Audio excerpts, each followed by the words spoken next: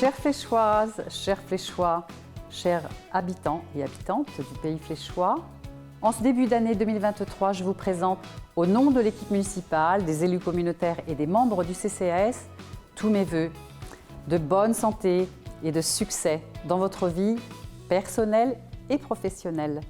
Je suis très heureuse de vous accueillir dans ce magnifique théâtre de la Halle au Blé, lieu emblématique du centre-ville, vous le savez, et haut lieu de la vie culturelle locale. En 2022, nous avons enfin pu renouer avec ce qui fait le sel de notre vie en société, ces événements auxquels nous sommes tous très attachés, qu'ils soient portés par nos collectivités, par les associations, les clubs sportifs, culturels de notre territoire. Nous avons pu nous retrouver, vous retrouver. Mais 2022, c'est aussi la hausse vertigineuse des coûts de l'énergie et des matières premières, ce qui impacte fortement le coût des chantiers que nous menons sur le territoire. Dans ce contexte tendu, nous nous employons à construire des budgets qui respectent nos engagements de 2020, même si des ajustements s'imposeront nécessairement pour l'aménagement de Port-Luneau, entre autres. Pour faire face à l'augmentation du prix du gaz et de l'électricité, nous avons, dans un premier temps, régulé le chauffage dans les bâtiments publics. Nous avons également réduit la durée de l'éclairage public, vous vous en êtes aperçu. Pour trouver des pistes d'économie et réduire notre impact sur l'environnement, nous avons mené des diagnostics énergétiques sur les bâtiments publics et défini des priorités. 3 écoles seront prochainement concernées par des travaux d'isolation. Il s'agit d'André Fertré, Pape Carpentier et l'École Descartes.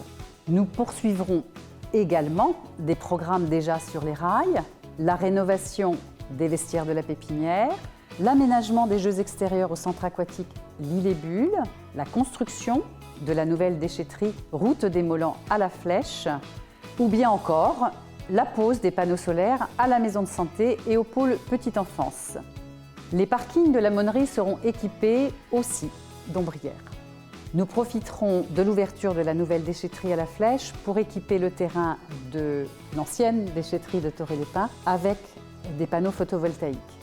Vous le voyez, nous amorçons en 2023 une transition accrue vers les énergies vertes.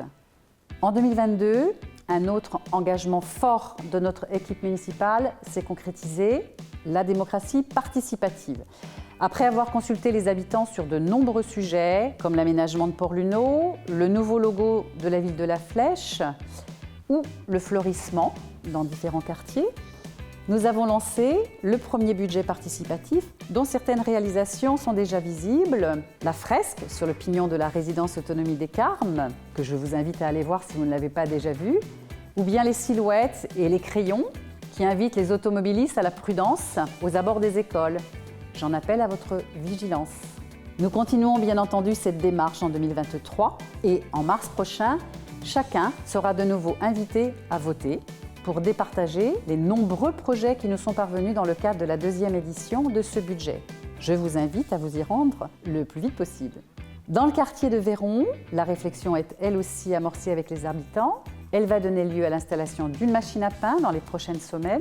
Elle avait été demandée.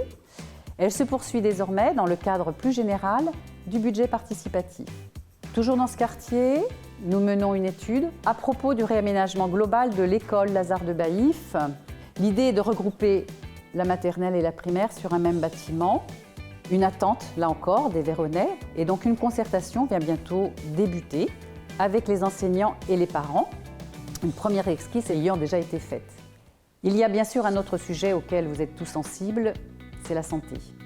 En 2022, nous avons pu inaugurer avec bonheur la maison de santé de Vilaine-sous-Malicorne. Elle s'inscrit dans la continuité de celle de Bazouges et de la Chapelle d'Aulinier et elle complète l'offre de soins de santé sur notre territoire en complémentarité avec l'hôpital du Bailleul. Pour autant et malgré nos efforts, vous connaissez les problématiques de la démographie médicale. De nombreux médecins généralistes prennent leur retraite ou s'apprêtent à le faire et ne sont pas systématiquement remplacés. Pour y remédier, nous travaillons en synergie étroite avec les professionnels du territoire et l'Agence régionale de santé, que nous rencontrons régulièrement. Le développement de nos maisons de santé, déjà au complet, devra être amplifié, réaménagé, développé. Pour inciter de jeunes praticiens à s'installer en pays fléchois, nous continuons en parallèle à développer l'attractivité du territoire.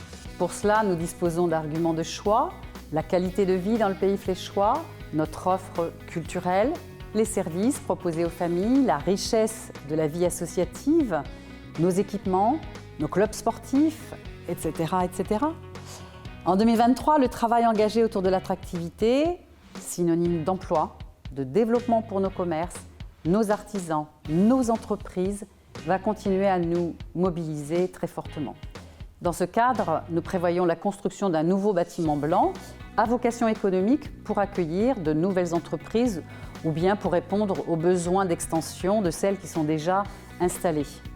Le lancement de plusieurs programmes immobiliers est également à la clé, portés par Sarthe Habitat ou par des promoteurs privés.